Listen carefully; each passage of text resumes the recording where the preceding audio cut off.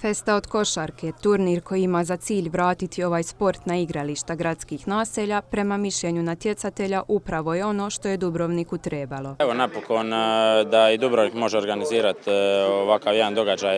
3x3 sport je postao jako popularan u Hrvatskoj, nažalost u Dubrovniku još nije bio takav neki turnir, ali evo Saša Selmanović i Luko Bijelić se jako potrudili i evo vidimo da svi uživaju u ovom.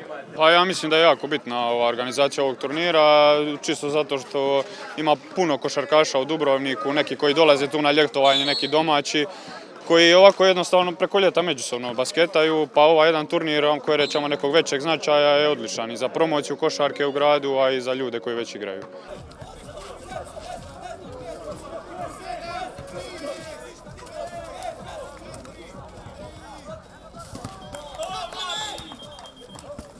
Iako se igrao po prvi put, festa je uspjela okupiti značajan broj natjecatelja i zainteresirane publike.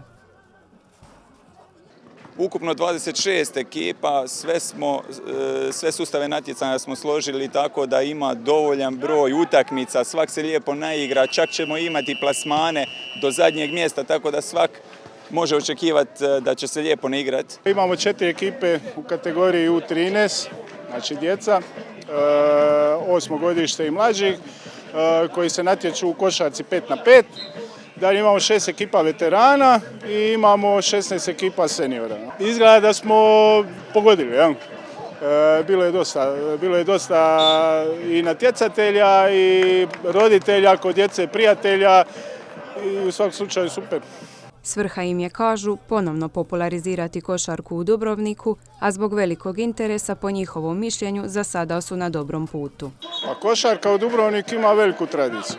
Košarka u Dubrovniku je uvijek bila, ajmo reći, sport 2 poslije vaterpola. Zadnje vrijeme se to možda malo izgubilo. Pa evo i ova festa i ovaj format nekakav natjecanja je sa svrhom da ipak malo promoviramo košarku, prvenstveno kod djece, ali evo vidimo, javili su nam se i ovi naši stari veterani, seniori, jedva su dočekali i zadovoljni smo. Finale feste od košarke je 4. kolovoza, kad će se održati i natjecanje u košarkaškim vještinama te šutiranju trice, a predviđene su i igre za gledatelje.